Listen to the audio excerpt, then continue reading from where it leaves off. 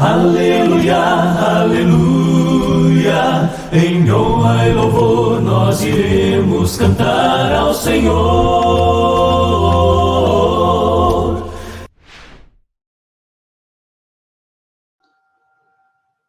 Olá pessoal, Edivaldo mais uma vez, estamos juntos para dar continuidade ao nosso curso. Terminamos a parte 3 da nossa lição e quero incentivar você a assistir à próxima parte para que nós possamos continuar crescendo juntos na graça e no conhecimento do nosso amado Jesus. Que o Eterno te abençoe e te guarde.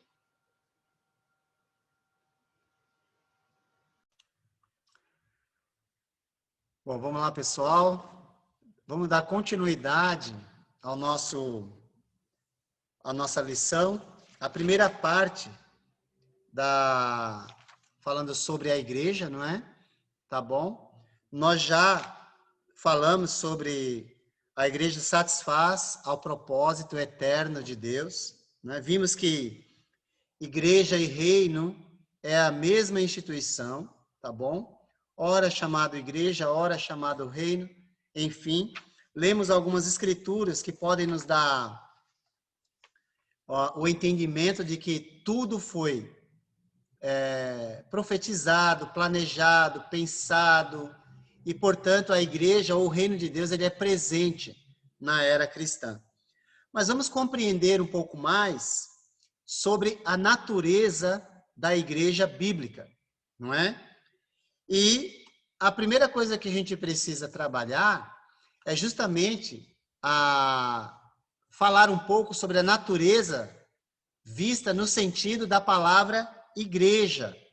Isso aqui é importante. Por quê? Porque foi introduzido na nossa mente que igreja é parede, que igreja é prédio, não é?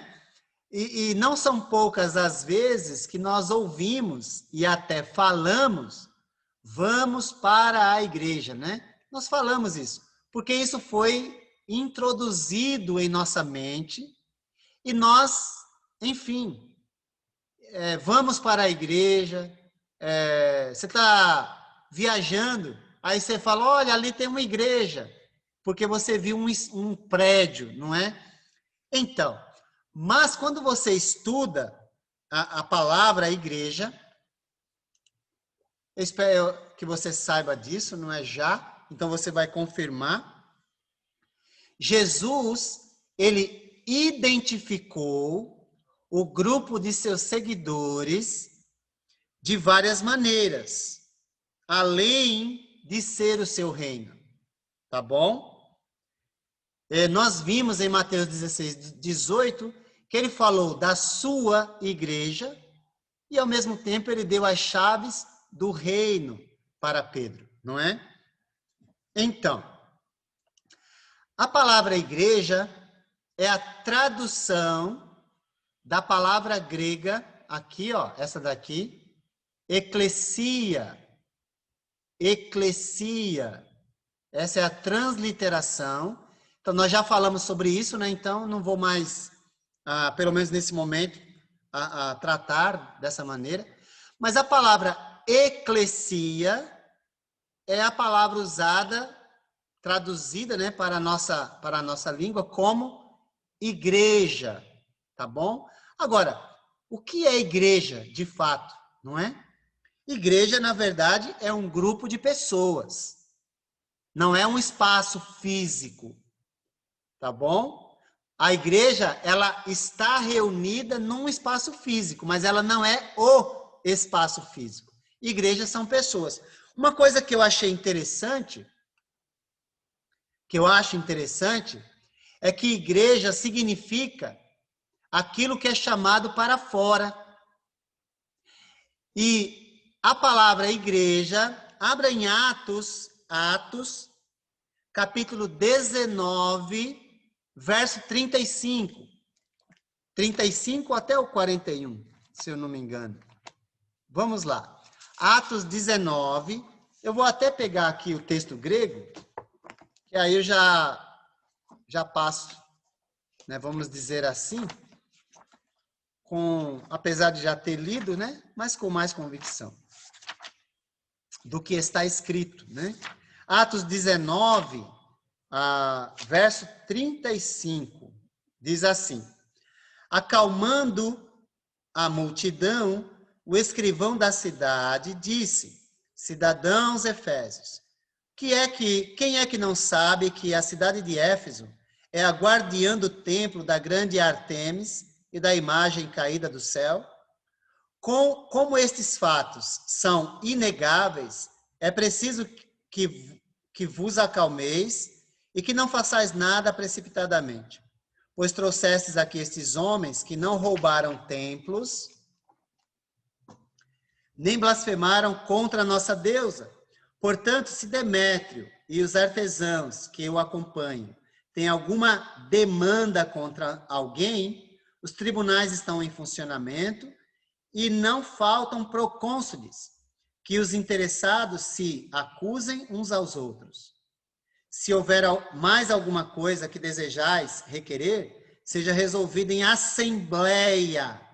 Guarde essa palavra, assembleia, regida por lei. Pois o fato é que, pelo que sucedeu hoje, corremos o risco de que nos acusem de causar tumulto, e nesse caso não poderíamos apresentar nenhuma razão que justificasse esta tumultuada aglomeração. E, tendo dito isso, despediu a assembleia. Então, por que eu dei ênfase na palavra assembleia? Porque a palavra eclesia, essa aqui, ó, tá bom? Eclesia. Ela é traduzida como assembleia. E é a igreja que está reunida ali? Não. É um grupo que está perturbando a cidade. A assembleia estava reunida, não é? A igreja, então, não, igreja são pessoas que estão reunidas com um determinado propósito. O propósito dessa assembleia não é adequado. Olha que coisa, não é? Mas abra em Atos também, abra em Atos, capítulo 7. Espero que você anote essas coisas, não é? E quem tiver o texto grego vai identificar a palavra eclesia. Atos capítulo 7, verso 38. 38. Dá uma olhadinha para você ver. Vou ler o 37 também. 37 e 38. Este é o Moisés que disse aos filhos de Israel: o Senhor nosso Deus levantará dentre vossos irmãos um profeta semelhante a mim. Foi ele que esteve onde? Onde que Moisés esteve? Olha que coisa. Na igreja no deserto, com o anjo que lhe falava no Monte Sinai, e com os nossos pais. Foi ele que recebeu palavras de vida para nos dar. Na sua tradução, provavelmente está a congregação no deserto. É isso? Você pode confirmar para mim? Se na sua Bíblia está a congregação no deserto, diz para mim aí, tá sim, sim. Só diz sim, tá? Congregação no deserto. Ah, que bom. Tá chegando aqui. Enfim, então, sabe essa palavra, a palavra congregação no deserto? É a palavra eclesia, que é traduzido como igreja. Então, o Estevão, que está fazendo aquela pregação, ele está dizendo, olha, aquilo que aconteceu no deserto era um simbolismo daquilo que Deus iria fazer no futuro. É a igreja. O povo de Israel era a igreja de Deus no Velho Testamento. Olha que coisa, não é? A palavra igreja, ela significa povo, pessoa, reunião dos salvos. mas não prédio. Então, nesse sentido, é interessante a gente compreender que Jesus, quando ele fala da igreja, ele fala do seu povo. Eu vou edificar a minha igreja. O que é isso? Eu vou edificar um povo para o meu nome, para me glorificar, para me honrar. E desse povo, eu serei o seu reino. Por isso, igreja e reino, mesma instituição.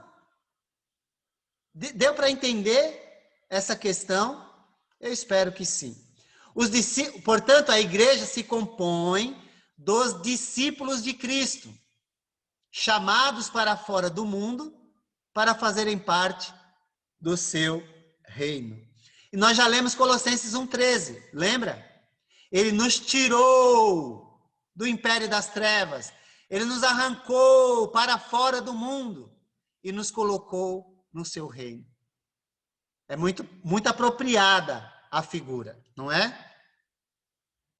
Se você tiver alguma pergunta, você coloca aí. Agora, existem outras palavras que são usadas para descrever a igreja no Novo Testamento. E isso aqui, ao meu ver, gente, é fabuloso. Porque eu não preciso criar nada e nenhuma ideia. Basta eu seguir aquilo que foi proposto por Jesus e os apóstolos. Tá bom? Basta isso. Então, Jesus identificou a igreja como sendo o seu reino, onde ele governa. Ele é o cabeça, ele governa. É por isso que na igreja de Deus são todos iguais. Não há maior nem menor. São todos iguais. Não há ninguém privilegiado na igreja de Deus, porque todos são privilegiados. Só há serviços diferentes, mas todos têm a mesma natureza. Qual é a natureza? De servo. E é importante isso, a gente pensar. A igreja é chamada o corpo de Cristo, tá bom? O corpo de Cristo. E se ela é chamada de corpo, então ela só tem um cabeça. Um cabeça. Então, quem é o cabeça da igreja que você serve? Ou está servindo a Deus? Quem é o cabeça? Porque se não for Cristo, alguma coisa não deve estar encaixando naquilo que Jesus ensinou. Ele é o cabeça, nós somos o corpo. Tá bom? Só para a gente firmar esse ponto, abra em 1 Coríntios, capítulo 12. Deixa eu pegar aqui a 1 aos Coríntios, capítulo 12. A partir, deixa eu ver, se eu achar aqui, né? Do verso 12. Vamos ler alguns versos, ok? O bom é ler tudo, né? Mas nem sempre é possível, mas vamos ver. Ora, assim como o corpo, então quer dizer que ele está fazendo uma comparação. É uma ilustração, tá? Assim como o corpo é uma unidade, embora tenha muitos membros, e todos os membros, mesmo sendo muitos, formam um só corpo, assim também com respeito a Cristo.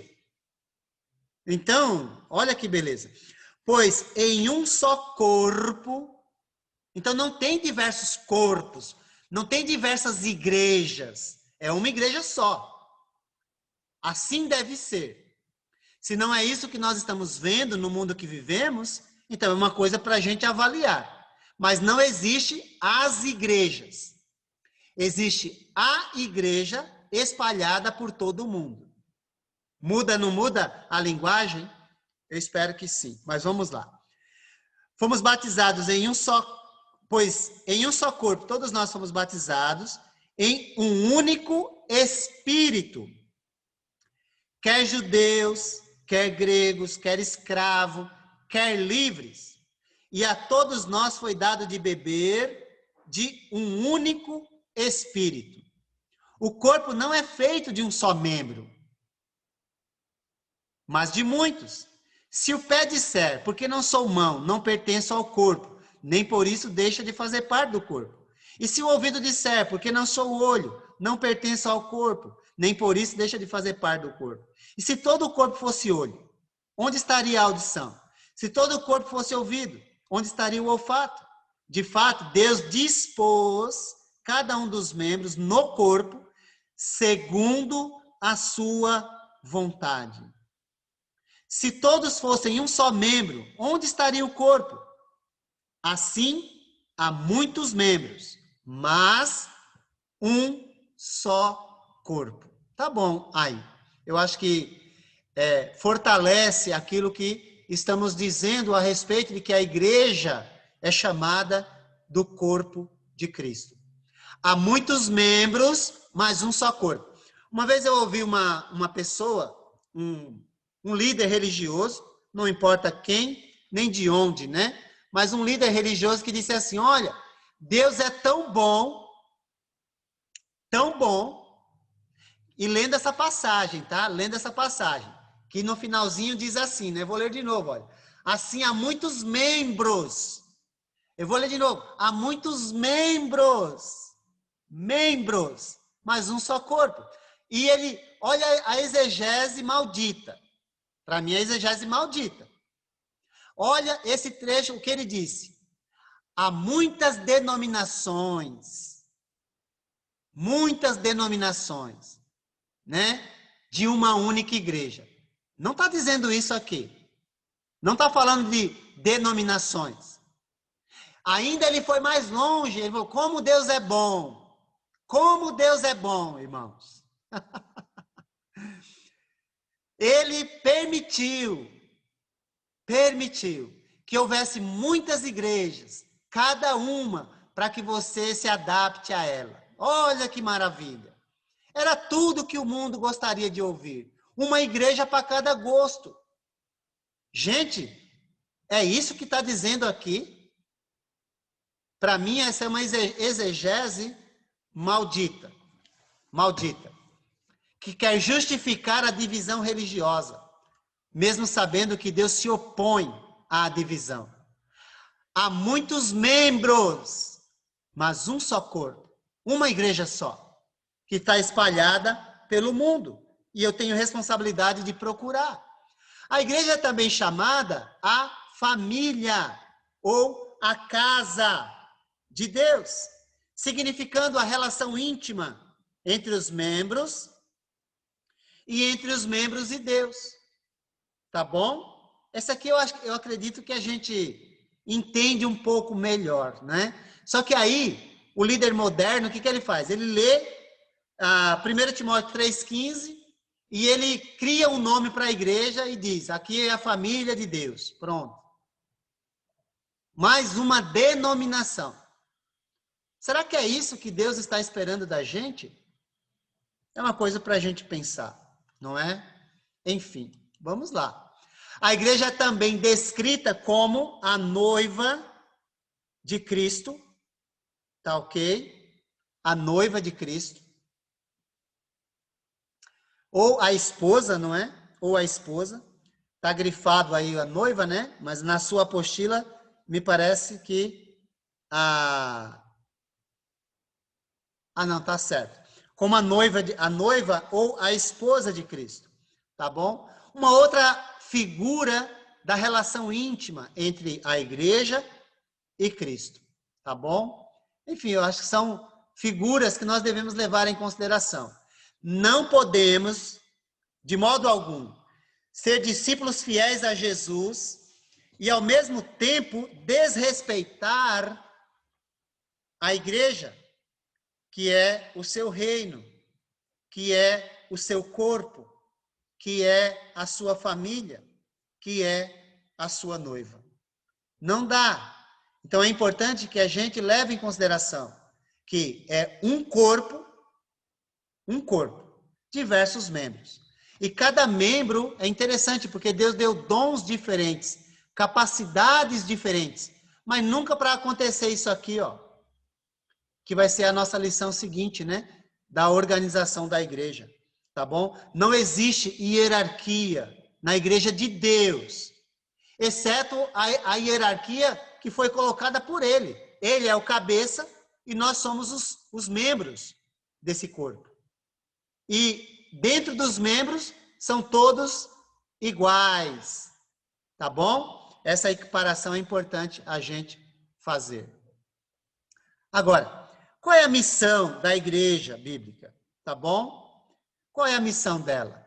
É continuar a missão de Jesus. Tá? E como é que a gente faz para continuar a missão de Jesus? Precisamos pregar o que Jesus pregou, né? Então, a evangelização, dada como ordem por Jesus, ela precisa realmente ser obedecida. Porém, a missão de Jesus qual foi? Nós sabemos, buscar e salvar o perdido. Nós sabemos disso, não é? Nós sabemos disso. A missão de Jesus na sua vinda foi evangelizar os perdidos. A missão dos discípulos é a mesma. É a mesma. Ele deu a mesma missão aos seus discípulos. Em João 17, 18, ele diz: assim como me enviaste ao mundo, eu os enviei ao mundo. Então, agora, eu tenho uma pergunta. Se você plantou laranja ou semente de laranja, você espera colher limão? Se você planta laranja, você vai colher laranja, não é? Mesmo que limão seja parecido, não é laranja.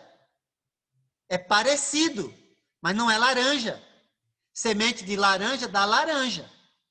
Se você plantar a semente da palavra de Deus no coração das pessoas, o que ela vai produzir? Alguém gostaria de colocar aí? O que ela vai produzir? Você pregou o evangelho. O que o evangelho vai produzir? Alguém gostaria de colocar?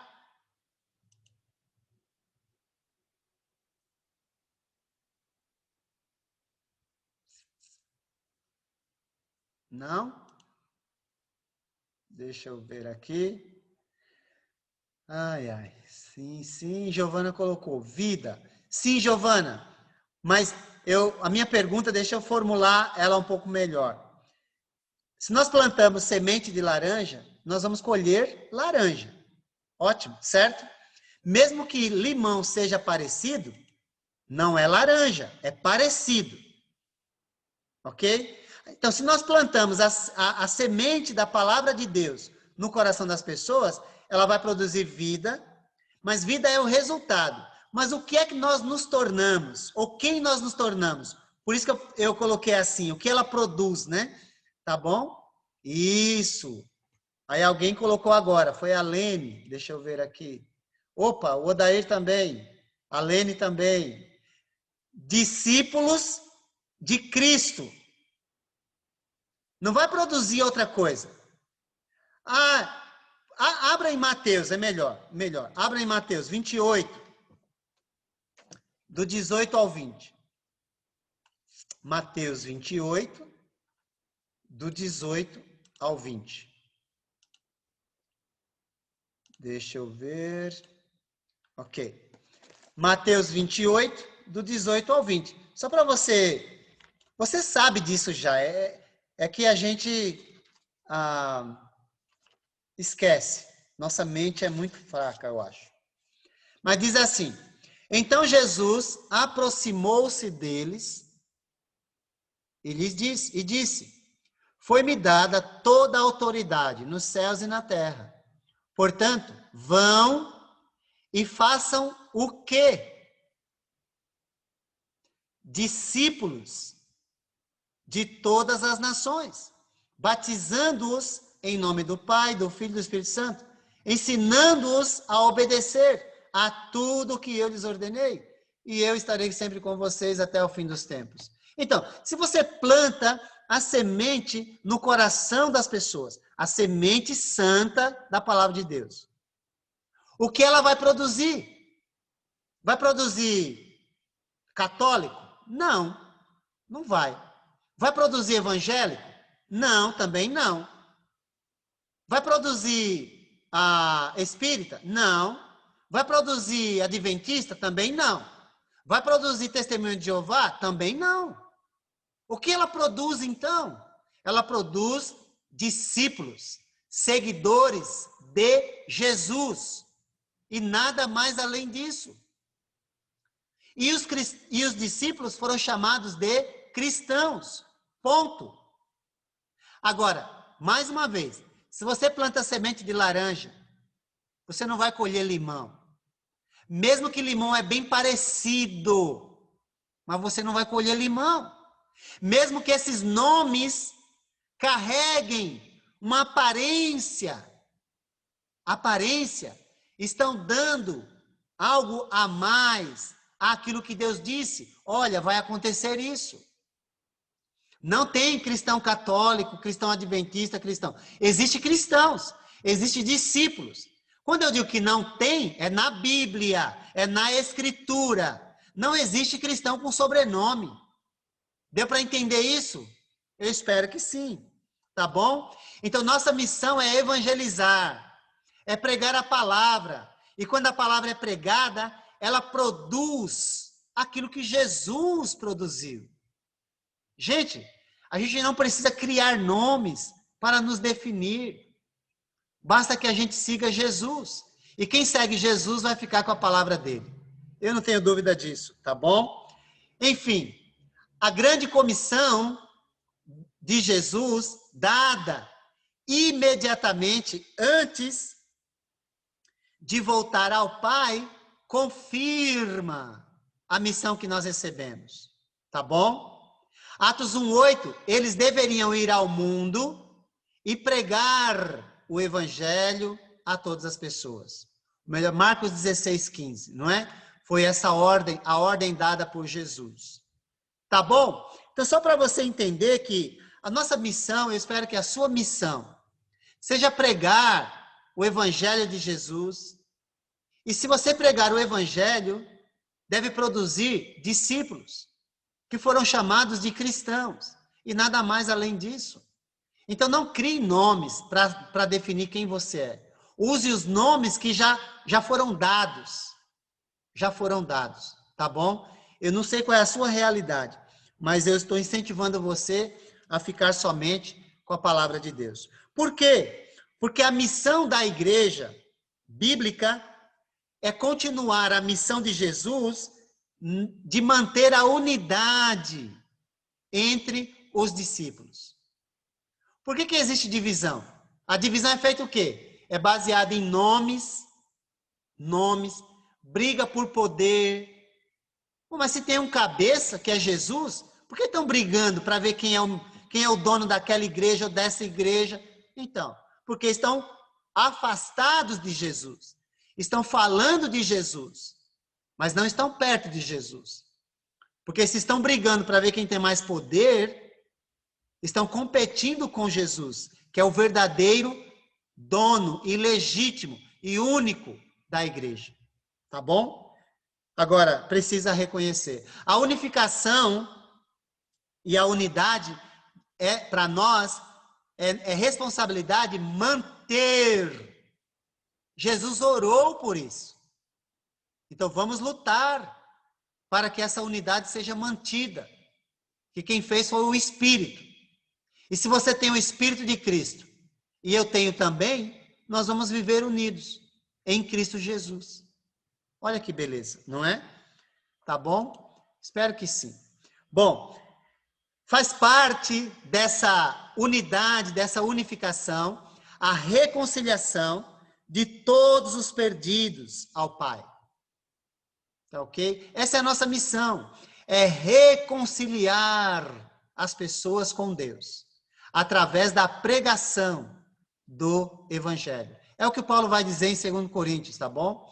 a unificação em paz de todos os discípulos, não é? Uma vez que o próprio Jesus orou pela unidade. Olá, pessoal. Edivaldo, mais uma vez. Terminamos a parte 4 da nossa lição e gostaria de incentivar você a dar continuidade assistindo a próxima parte, para que nós possamos continuar crescendo juntos na graça e no conhecimento do nosso amado Jesus Cristo. Que o Senhor te abençoe e te guarde. Aleluia, aleluia, em honra e louvor nós iremos cantar ao Senhor.